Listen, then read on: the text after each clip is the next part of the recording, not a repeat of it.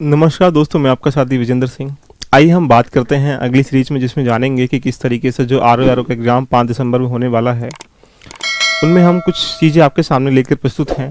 तो आज का जो एक नया सेगमेंट है, उसका नाम है उत्तर प्रदेश, यूपी।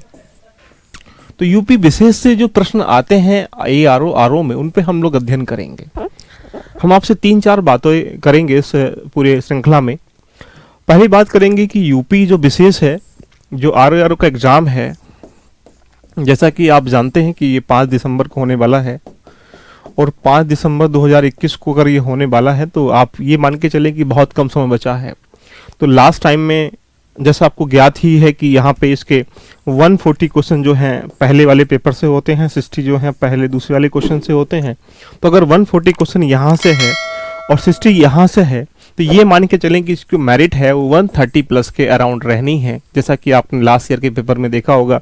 तो अब 130 अराउंड लाने के लिए आपको यहाँ पे 50 पे जाना पड़ेगा, और यहाँ 80 प्लस आपको करना ही पड़ेगा। अगर आप 50 से यहाँ कम जाते हैं तो यहाँ कोई भी विद्वान, कोई भी यहाँ एग्जाम में अगर पार्टिसिपेट करता है, तो एट टाइम में, उस समय में, किसी भी इंस्टीट्यूट का टीचर भी क्यों ना हो या कोई भी क्यों ना हो, तो आप, मैं डेफिनेटली बोल रहा हूँ कि वो 100% एक्यूरेसी के साथ प्रश्न नहीं कर सकता।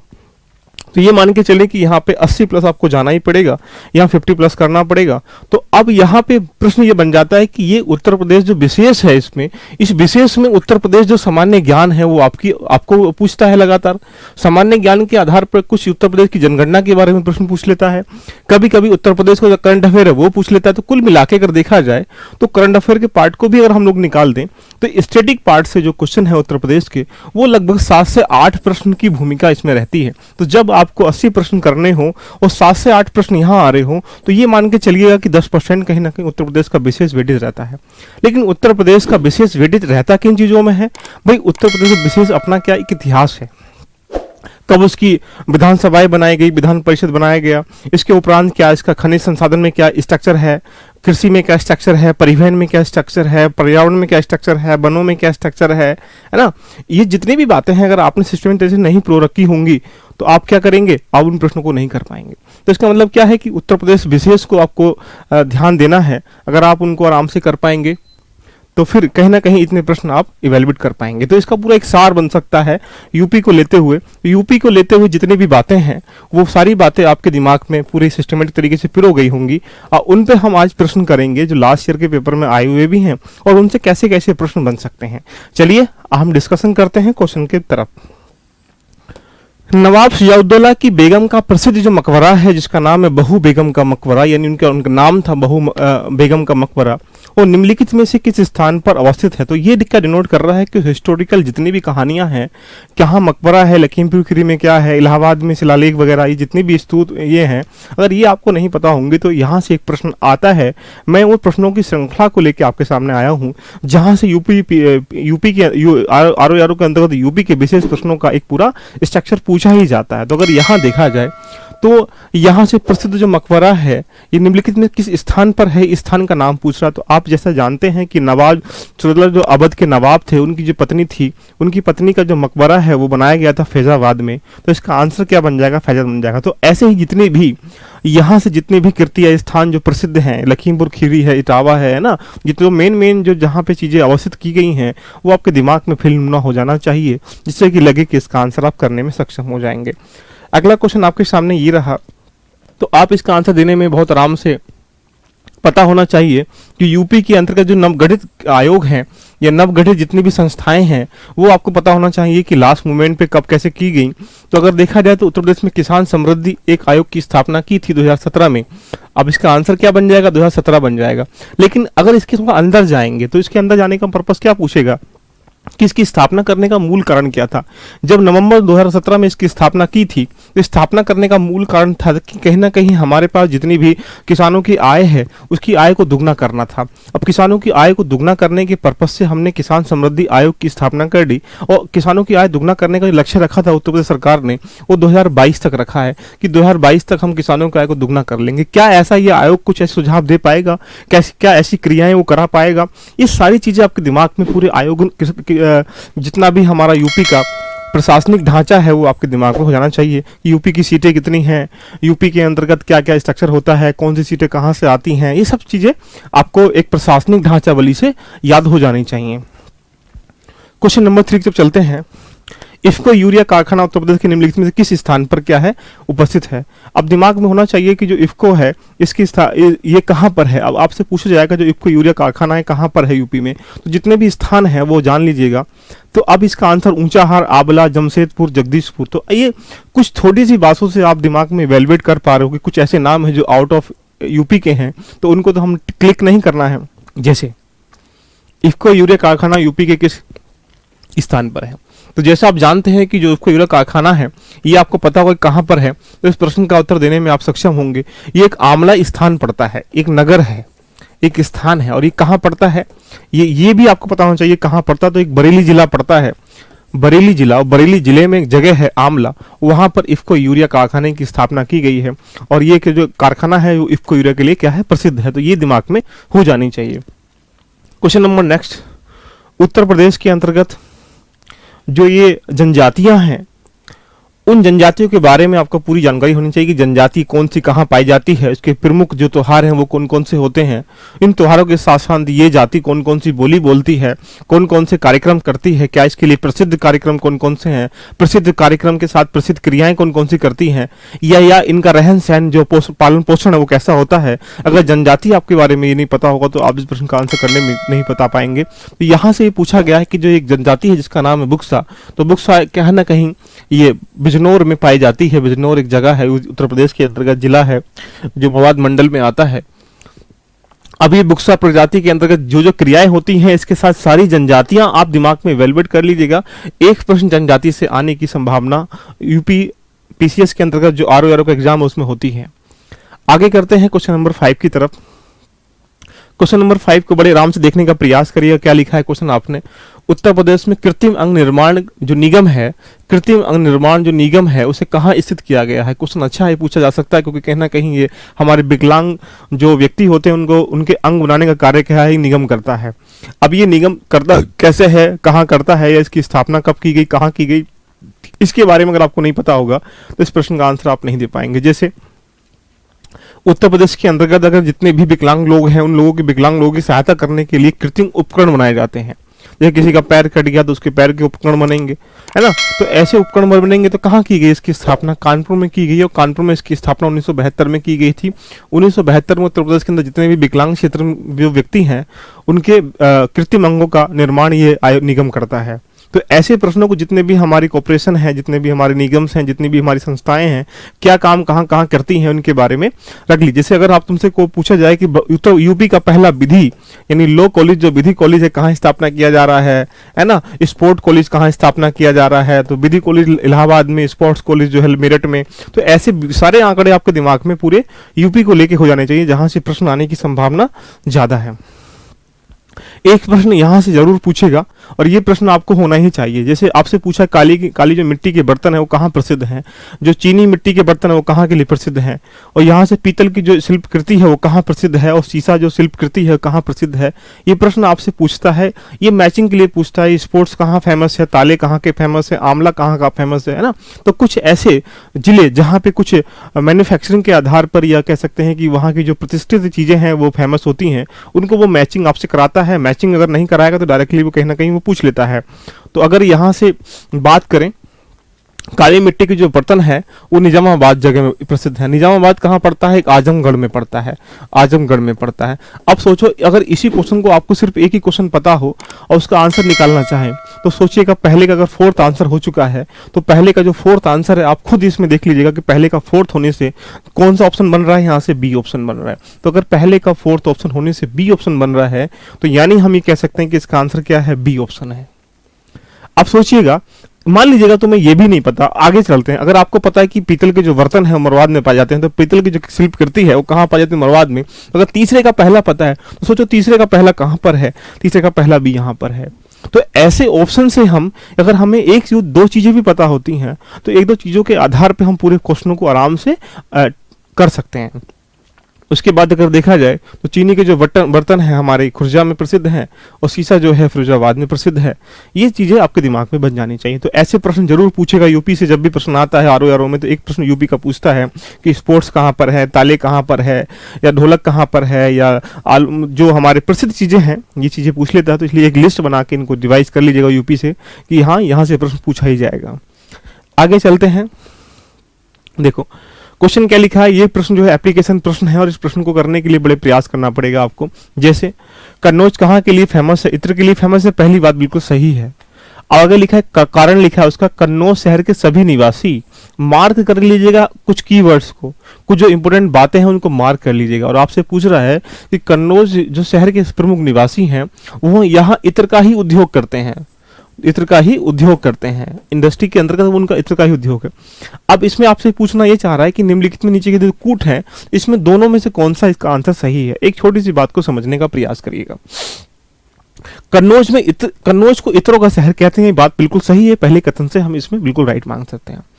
लेकिन उसमें कारण में इसमें डिनोट कर दिया कि कन्नौज शहर के सभी निवासी, तो सभी की बात नहीं कर सभी। तो इसमें कहीं ना कहीं कन्नौज में, अगर आपको पता होगा कि कन्नौज में इत्र के साथ साथ तंबाकू का भी उद्योग होता है, तो कुछ लोग तो इसमें तंबाकू में भी इन्वॉल्व होंगे। तो यानी यहां से इस सभी ने क्या कर दिया, कारण को गलत बता दिया। तो इसका मतलब क्या है कि कथन ए जो है सही है, वो कारण जो है आर रीजन जो है वो गलत है। तो यानी ये कहां पर है, ए और आर दोनों सत्य हैं और व्याख्या करता है, तो यानी आर तो गलत है, इसलिए ये भी ऑप्शन गलत बन जाएगा। फिर बोल रहा है कि दोनों की व्याख्या गलत, तो ये व्याख्या गलत का मतलब है ही नहीं, स्पष्टीकरण तो है ही नहीं। अब बोल रहा है कि ए सही है किंतु आर गलत, तो यानी सी ऑप्शन बन जाएगा। इसका आंसर क्या आ जाएगा, सी आ जाएगा। तो इस तरीके से जब आप फेमस चीजों को दिमाग में कर लेंगे तो वहां से जितने भी प्रश्न बनेंगे आप ऑटोमेटिकली कर पाएंगे। राइट, आइए आगे चलते हैं दोस्तों। क्या लिखा है इसमें, भारत के समस्त राज्यों में क्षेत्रफल का अनुसार उत्तर प्रदेश का स्थान कौन सा है? यानी अकॉर्डिंग टू एरिया में यूपी का जो स्ट्रक्चर है, यूपी का जो एक लेवल है वो कौन से स्थान पर है, ये दिमाग पूछ रहा है। अब एक बात बताइएगा, भारत के समस्त राज्यों में क्षेत्रफल के आधार पर यूपी का स्थान कौन सा, ये पूछ रहा है।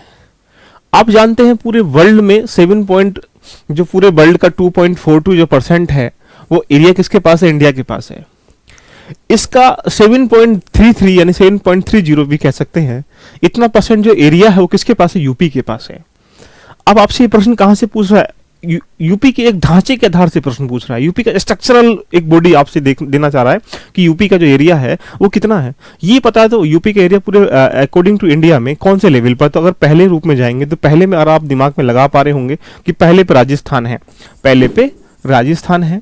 अगर दूसरे नंबर पे जाएंगे तो दूसरे नंबर पे कौन है, आप खुद देख पा रहे होंगे, यहाँ से मध्य प्रदेश है, एमपी है, और तीसरे पे क्या है, एमएच है, महाराष्ट्र है, और चौथे पे क्या है, यूपी है। तो यानी यूपी जो है अकॉर्डिंग टू एरिया जो कंट्री स्टेट्स है हमारा वो कौन से स्थान पर, 4th स्थान पर। इसका आंसर क्या बन जाएगा, डी बन जाएगा।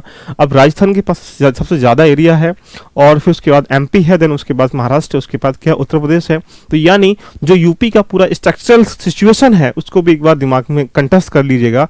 जहां से अगर प्रश्न आएंगे यूपी का एरिया कितना है, यूपी जनसंख्या कितना % है ना, यूपी की कितनी विधानसभा सीटें हैं, यूपी की कितने बहुत सारी बातें जो इसके अंतर्गत समाहित हैं ढांचे में, वो सब आपको करना पड़ेगा। तो ये क्वेश्चन मैं आपके सामने लेके आया हूं सिर्फ पॉइंट टू पॉइंट, देखिएगा। अब क्वेश्चन यहां से जो बनता है, क्वेश्चन यहां से अभ्यरण से पूछता है यूपी से। अब आपके सामने पक्षी बिहार दिया है और एक स्थान दिया है। अब आपको अगर पक्षी बिहार नहीं पता, स्थान नहीं पता, तो इस प्रश्न को करने में सक्षम नहीं होंगे। तो अब यहां से बात बन जाती है कि समस्तपुर जो एक पक्षी अभयारण्य है वो रायबरेली में है। अगर ये नहीं पता हो तो इसके लिए ध्यान रखना कि एक पक्षी अभयारण्य जितने भी हैं, या जो अभयारण्य है या उत्थान है, इनका भी दिमाग में एक बार यूपी को लेके स्थान आप लोग कन्वर्ट कर लीजिएगा। जैसे समस्तपुर जो अभयारण्य है पक्षी, रायबरेली बिल्कुल ठीक है, लेकिन जो नवाबगंज जो है ये इलाहाबाद में नहीं है, उन्नाव में है। यही क्वेश्चन उसने पूछा है कि जो ये कहां पर है, उन्नाव में है। आपसे पूछ रहा है कि नवाबगंज कौन सा सुमेलित नहीं है, कौन सा डिसमैच है, इसमें मैचिंग नहीं है। तो यानी नवाबगंज कहां पर है, इलाहाबाद में है। बखीरा संतनवीर में बिल्कुल ठीक है। संडी जो है, संडी की जगह उसका एक वर्ड अलग है, वो हरदोई में है, ठीक है। लेकिन इस अकॉर्डिंग टू क्वेश्चन अगर हम जाएंगे तो ये जो अभ्यारण्य है नवाबगंज कहाँ पर, उन्नाव में है, और ध्यान रखिएगा ये उत्तर प्रदेश का पहला पक्षी अभ्यारण्य है। तो ऐसे प्रश्न भी लगातार वो पूछता है अभ्यारण्य, तो यानी एक प्रश्न वो यहाँ से यूपी से लेके आने की संभावना है, इसलिए अभ्यारण्य उत्थान जो भी है इसको एक बार दिमाग में कर लीजिएगा। अगला क्वेश्चन देख लीजिएगा क्या आपके सामने, जो नाट्य कला है, सांस्कृतिक कला है, या जो हमारे पास जितने भी ये दे रखा है सूचियों के अंतर्गत, वो आपके दिमाग में हो जाने चाहिए। जैसे अब आपको जितनी भी नाट्य कला या जिनका नहीं पता होगा तो इसका मैच नहीं कर पाएंगे। यूपी के अंदर कौन कौन सी कलाएं होती हैं, अगर ये आपको पता होगा तो आराम से कर पाएंगे। जैसे इस अकॉर्डिंग, क्वेश्चन के अकॉर्डिंग हम लोग जाते हैं तो आप इसका आंसर देने में आराम से सक्षम होंगे। जैसे अगर हमें यूपी का भी पता है, सोच लीजिएगा, अगर यूपी का भी पता है तो यूपी के बारे में आपको पता होना चाहिए कि कथक यूपी का है, कथकली यूपी का है, या कुचिपुड़ी कहाँ का है, या मोहिनीअट्टम कहाँ का है, या भरतनाट्यम कहाँ का। जैसे अगर मैं इस अकॉर्डिंग क्वेश्चन में जाऊँ, मुझे कंफर्म पता है कि भरतनाट्यम जो है तमिलनाडु का है, तो पहले का क्या बन रहा है, वन बन रहा है, तो पहले का वन कहाँ पर है देख लीजिएगा, पहले का वन बी पर है, बी लगा देंगे। अब आपको ये पता है, सिर्फ यूपी का भी आपको पता होता तो सोचो अगर मुझे कंफर्म पता है कि कथक जो है यूपी का, तो पहले का दूसरे का 4 लगा देंगे, तो दूसरे का अगर 4 लगाएंगे तो आप देख पा रहे हैं कि यहां से ये ऑप्शन या ये ऑप्शन ही आएगा निकल के, है ना। तो ऐसे कुछ चीजों को एलिमिनेट कर लेते हैं कि जहां से एक प्रश्न जो है वो आराम से लिंक होने के बाद उसका उत्तर देने में आप सक्षम हो पाएंगे। तो यहाँ थर्ड वाले का कुचिपुड़ी जो है आप समझ पा रहे हैं कि आंध्र प्रदेश का ही है, मोहिनीअट्टम जो है केरल का है। तो ऐसे करके आप आराम से निकाल सकते हैं और फिर इन प्रश्नों कर सकते हैं। तो ये मान के चलें कि एक प्रश्न जो है उत्तर प्रदेश की जो है नाट्य कला, सात्य कला, जितनी भी कलाएं होती हैं उनसे पूछा जाएगा, इसलिए एक बार सबको एक बार रिवाइज कर लीजिएगा। देखिएगा बहुत अच्छा क्वेश्चन है, आपके दिमाग में ये भी होना चाहिए। क्या लिखा है आपके सामने, उत्तर प्रदेश में एक बब्बर शेर सफारी स्थापित किया जा रहा है, किया गया है, ये पहला क्वेश्चन पूछा गया है इसलिए किया गया है वो। अब ये कहाँ किया गया है, ये आपसे पूछा गया है कि बब्बर शेर जो है, अब आप नॉर्मली बात समझिएगा कि बब्बर शेर सफारी जो है कहाँ स्थापित किया गया है, वो इटावा में किया गया है। अब यहाँ पे इटावा में 2013 में आप जानते होंगे किया गया था सपा के सरकार के द्वारा। तो ये नॉर्मली क्वेश्चन है, उत्थान से क्वेश्चन है, किसी से क्वेश्चन पूछेगा तो आप इस स्थान के बारे में याद रखिएगा। देखो हाँ, एक क्वेश्चन यहाँ से भी याद रखिए, जितने भी यूपी के मेले होते हैं, यूपी में अब यूपी जो है जितने भी मेले होते हैं उन मेलों का पूरा संग्रह है यूपी। अब यहाँ बहुत सारे मेले होते हैं, बहुत सारे खेल होते हैं और मेलों का एक संग्रह कहा जाता है यूपी को। तो यूपी के अंतर्गत ये माघ मेला कहाँ होता है, अब अगर देखा जाए जो माघ मेला है वो कहाँ पर होता है, ये चीज़ देखने का प्रयास करिएगा। तो माघ मेला जो है इलाहाबाद में होता है। तो अगर माघ मेला जो इलाहाबाद में होता है, लो जी इलाहाबाद लगा दिया, पहले का 4 ऑप्शन, 2 ऑप्शन खत्म हो जाएंगे। लो जी बचे कितने, 2 ऑप्शन। अगर 2 ऑप्शन बचे हैं उसके बाद क्या मिलेगा, इसमें मिला झूला मेला कहाँ पर है, झूला मेला कहाँ पर है, वृंदावन में। तो लो जी तीसरा लगा दिया, लो जी वृंदावन। अब इस यहाँ तक जाने के बाद आपके जो एलिमिनेट मेथड है उससे सारा आंसर निकल जाएगा। अब कितना आंसर निकलेगा आप खुद देख लीजिएगा, इसका आंसर कितना आ रहा होगा, ए आ रहा होगा। पशु मेला कहाँ पर है, वटुकेश्वर में। देरावा मेला कहाँ, बाराबंकी में। तो जितने भी मेले होते हैं, नौचंदी मेला कहाँ पर लगता है ना, ऐसे ऐसे जितने भी मेले इंपॉर्टेंट हैं उन मेलों को एक बार रिवाइज कर लीजिए, जहाँ से यूपी के जीएस के अंतर्गत कहीं ना कहीं क्वेश्चन वो आपसे पूछेगा और पूछता रहेगा। यानी इसका आंसर कितना आ रहा है आप देख पा रहे होंगे, ए आ जाएगा। क्या लिखा है, उत्तर प्रदेश निम्नलिखित में से किस स्थान पर एक नाभिकीय ऊर्जा परियोजना स्थापित की गई है या स्थापित स्थित है। बड़ा अच्छा क्वेश्चन है, ये भी पूछा जा चुका है और कई बार पूछा जा चुका है। आप जानते हैं कि हमारे पास जब जगह पड़ती है बुलंदशहर में, वहाँ एक नरोरा जगह पड़ती है, वहाँ पे हमारे पास क्या है, नाभिकीय ऊर्जा संयंत्र परियोजना लागू है, जो चलती है, जो है ना। तो अब नॉर्मली बात है कि ये पूछा गया है कि ये उत्तर प्रदेश के निम्नलिखित में से किस स्थान पर नाभिकीय ऊर्जा परियोजना स्थापित है, तो आपके दिमाग में आ पा रहा होगा नरोरा में है। और नरोरा कहाँ पड़ता है, वो यूपी में पड़ता है। यूपी में कहाँ पड़ता है, बुलंदशहर में पड़ता है। तो ऐसे प्रश्नों को भी याद रखिएगा, जितना भी सौर ऊर्जा है, नाभिकीय ऊर्जा है ना, जितनी भी चीजें निकलती हैं, या कोयला कहाँ निकलता है, खनिज में, खनिज के अंदर जितने भी आंकड़े हैं, है ना, क्रोमाइट कहाँ निकलता है। तो अगर ऐसी चीजें आपके आंकड़े यूपी को लेके पता होंगे तो आप इसके प्रश्न के आंसर कर पाएंगे। हालांकि ये सब बुलंदशहर में पड़ता है, 1992 से इसको क्या क्या स्टार्ट किया गया था, ये इसका स्ट्रक्चर बन जाएगा दिमाग में। तो इसका आंसर क्या बन जाएगा, नरोरा बन जाएगा, जिसका आंसर क्या है, सी हो जाएगा। चलिए आगे चलते हैं दोस्तों। क्या लिखा है, उत्तर प्रदेश में सबसे पुराना विश्वविद्यालय कौन सा है। बड़ा अच्छा क्वेश्चन, देखिएगा कई बार पूछा भी गया है, सभी लोग देने का आंसर प्रयास करेंगे। उत्तर प्रदेश में सबसे पुराना विश्वविद्यालय कौन सा है। आप जानते हैं कि हमारे पास जो इलाहाबाद विश्वविद्यालय है वो सबसे पुराना विश्वविद्यालय है। इलाहाबाद की स्थापना 1887 में की गई थी उसके बाद अगर हम लोग नंबर 2 पे जाएंगे तो यहाँ से जो बनारस विश्वविद्यालय है, बनारस के बारे में आप जानते होंगे, बनारस की जो स्थापना की गई थी वो मदन मोहन मालवीय ने 1916 में की थी। तो अगर यहाँ पे 1887 में इसकी स्थापना किया गया है और बनारस की 1916 में किया गया है, लखनऊ की स्थापना 1925 में किया गया है, चरण सिंह की जो स्थापना है जो सीसी यूनिवर्सिटी है मेरठ में, उसकी स्थापना 1965 में किया गया है, तो आपके दिमाग में पूरी पिक्चर बन पा रही होगी कि हाँ सबसे पहले की स्थापना किसकी किया गया है, इसमें पुराना कौन सा है, इलाहाबाद है। इलाहाबाद को टिक करेंगे, आंसर निकल के भाग जाएंगे। तो ऐसे कुछ जितने भी शिक्षा को लेकर केंद्र हैं, शिक्षा मंत्रालय है, शिक्षा आयोग है, शिक्षा के लिए कौन कौन से विश्वविद्यालय हैं, तो उनके बारे में याद कर लीजिएगा। और हाल ही में अगर तुमसे कोई पूछ लेता है कि पहली ऐसी कौन सी इलाहाबाद विश्वविद्यालय की महिला को अपॉइंट किया गया है, तो संगीता श्रीवास्तव को अपॉइंट किया गया। ये क्वेश्चन भी लेटेस्ट का करंट का बन जाएगा। तो ऐसे प्रश्नों को भी दिमाग में रख लीजिएगा, क्योंकि यूपी से 8, 7, 8, 9, 10 प्रश्न आते हैं अगर आरओ में, तो अगर वहां से आप 4-5 प्रश्न भी कर पाएंगे तो आप ये मान के चलें कि आपका जो वेटेज है बाकी लोगों से आगे बढ़ जाएगा। अगला प्रश्न आपके सामने आ चुका है, बताएं इसका आंसर क्या है। अपैरल पार्क कहां पर है, बायोटेक्नोलॉजी पार्क कहां पर है, एग्रो प्रोसेसिंग जोन कहां पर, लेदर टेक्नोलॉजी पार्क कहां पर है। तो जितने भी हमारे कुछ विशेष पार्क हैं, विशेष स्थान हैं, अगर वो आपको नहीं पता है तो वहां पे चीजों को नोट करने पड़ पाए। जैसे बहुत सारी चीजें यहाँ से बन पाएंगी। अगर आपसे कोई यही पूछ ले कि डॉक्टर भीमराव अंबेडकर एकेडमी कहाँ पर है ना, तो ये सब चीजें क्या है, स्थानों के बारे में ज्यादातर वो प्रश्न पूछता था, जिससे हमें लग रहा है कि लास्ट ईयर के जितने पेपर हम लोगों ने क्वेश्चन उठाए हैं उनमें ये चीजें डिनोट हो रही हैं और दिखा रही हैं, हमें सामने स्पष्ट कर पा रही हैं कि हाँ ये प्रश्न यहाँ से आते ही आते हैं, इसलिए इनको याद करके आइएगा।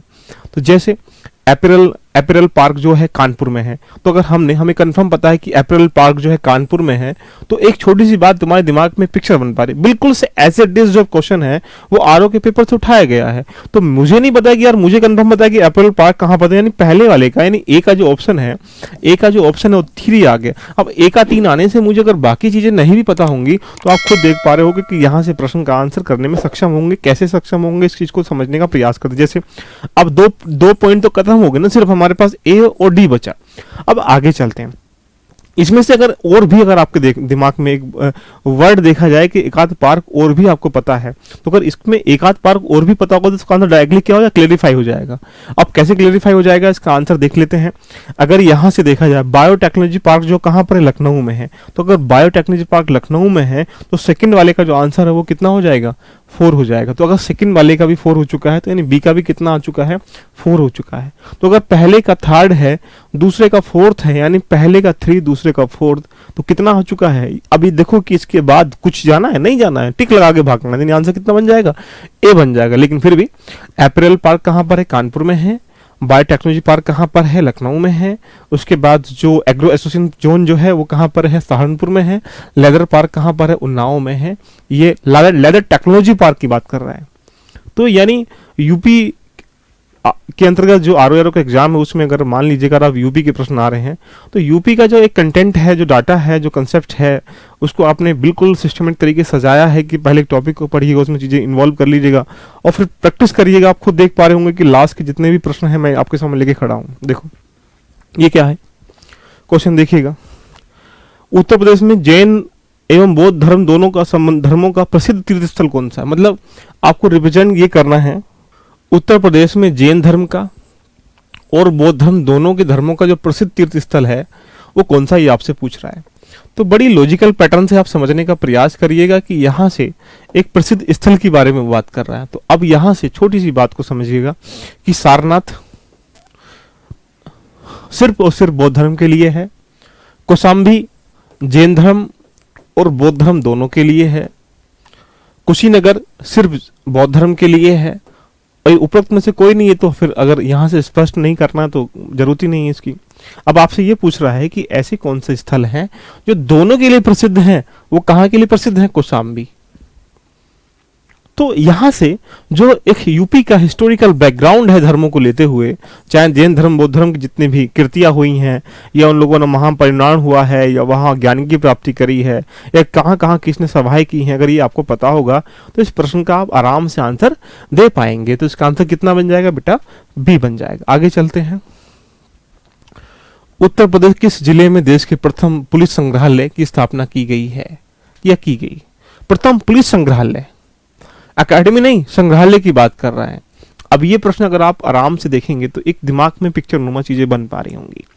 जैसे अगर आपसे सिर्फ इतना पूछा जाए कि प्रथम पुलिस संग्रहालय कहाँ पर है, स्थापना की गई है, तो एक छोटी सी बात को सोचो, ये सिर्फ आंकड़े ही तो हैं यूपी के, और सारे यूपी के आंकड़े नुमा ही प्रश्न आरओ में पूछ लेता है। अगर वो एक आंकड़े अगर आप दिमाग में रख लेंगे तो उनके प्रश्नों को सारे आराम से कर सकते हैं। जैसे इस प्रश्न का आंसर देखा जाए तो यूपी के अंतर्गत जो उत्तर प्रदेश संग्रहालय है पहला, या स्थापना की गई है, वो गाजियाबाद में की गई है। या उत्तर प्रदेश अकादमी की बात करेगा तो मुरादाबाद में निकल के यहाँ से आ जाएगा, है ना।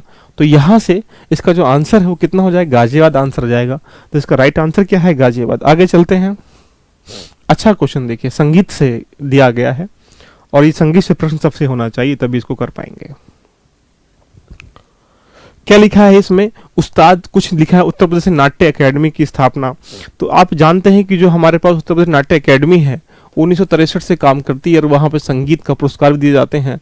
साथ में सूची दी गई है, इसमें पहली सूची में ये हैं और इनको किस रूप में दिया गया है, ये सूची के उनके एक क्रियाएं हैं, कैसी कैसी क्रियाओं में दिया गया है। तो इसका प्रश्न मुझे लगता है कि आंसर देने में आप सक्षम होंगे। अब कैसे सक्षम होंगे देखो, समझ लेते हैं। अगर हम ये देखें कि उस्ताद बिलायत खां सितार से थे, तो यानी पहले का डी ऑप्शन बन जाएगा, यानी जो पहला है इसका डी। और दूसरे की बात करेंगे, जो हमारे पास मास्टर फिदा हुसैन जो थे वो वहां से हिंदी रंगमंच के थे, तो यानी दूसरे का सी बन जाएगा। पहले का डी, दूसरे का सी, इसमें कहीं देखें कि पहले का डी और दूसरे का सी कहाँ पर है, तो आप निसंकोच आराम से ये कह सकते हैं कि इसके कहाँ पे हैं, डी ऑप्शन की तरफ चले जाएंगे। तो ये चीज आप देख पा रहे होंगे कि तीसरे की तरफ भी जाएंगे तो तीसरे का जो आंसर है वो आराम से इसका बी बन जाएगा। नहीं, कथक से, सितार देवी कथक से थी, तो यानी कितना हो जाएगा, इसका बी बन जाएगा। एंड फोर्थ क्वेश्चन की बात करेंगे, जटिन किससे थे, सरोज से थे, तो यानी इसका 1 बन जाएगा, ए बन जाएगा। तो यानी आप यहां से मैचिंग के प्रश्न कर सकते हैं। तो आपने क्या किया, अभी तक जितने भी मैंने प्रश्न यूपी को लेके कराए, तो यूपी के जितने भी प्रश्न मैंने कराने के उपरांत देखा, तो यही चीज हमने पाया कि यहाँ से यूपी के प्रश्न ज्यादा कंसेप्चुअल बेस नहीं आते हैं, वो फैक्चुअल बेस आते हैं। लेकिन फैक्ट भी जब याद होगा जब आपका कंसेप्ट याद होगा। तो कंसेप्ट समझने के साथ फैक्ट को दिमाग में रखिएगा और यूपी से आने वाले प्रश्नों को एक बार कंठस्थ कर लीजिएगा। ये सारे प्रश्न जितने भी थे वो आरओ के लास्ट ईयर के पेपरों में आए हुए हैं और वहां से आपने देखा होगा कि नॉर्मली प्रश्न वो यूपी के पूछ लेता है। तो घबराने का कोई विषय है नहीं, सिर्फ यूपी का जितने भी आंकड़े हैं कि उसका एक भौगोलिक पृष्ठभूमि कैसी है, वनों का स्ट्रक्चर कैसा है, खाद्य व्यवस्था कैसी है, कृषि संरचना कैसी है, सिंचाई व्यवस्था कैसी है, कुछ परियोजनाओं के बारे में जान लीजिएगा, कुछ परिवहन के बारे में जान लीजिएगा, यूपी के कुछ जितने भी नाट्य कला सांस्कृतिक क्षेत्र हैं उनको जान लीजिएगा। बस 8-10 टॉपिक ये बनेंगे। इन टॉपिकों को जब एक बार समाहित करके चीज़ों को इकट्ठा कर लेंगे तो इसके लिए आप आराम से कर सकते हैं। इसके लिए बहुत सारा कंटेंट आपके दिमाग में होने की आवश्यकता नहीं है, सिर्फ चीज़ें होने की आवश्यकता है कि एग्जाम में आरओ में कैसे प्रश्न पूछता है। तो दोस्तों मिलते हैं आपसे नए अगली सीरीज के साथ। तो अभी तक हम लोगों ने क्या किया, यूपी के प्रश्न जो थे आरओ के उनमें हम चर्चा किया।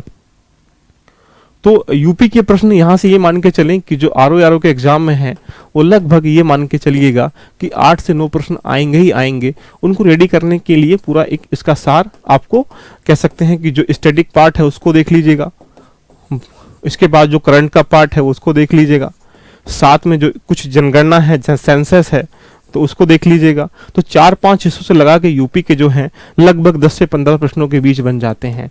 अगर 10 से 15 प्रश्न यूपी से आ रहे हो तो यूपी अपने आप में क्या है, महत्वपूर्ण रोल अदा करने वाला है। यानी जब आपको लगता हो कि जब मुझे प्रश्न ही यहाँ से 90 के आसपास सही करने हैं और 90 से 15 प्रश्न यहाँ से आ रहे हों, तो आप खुद लगा पा रहे होंगे लगभग, इसका काफ़ी अच्छा वेटेज रहता है।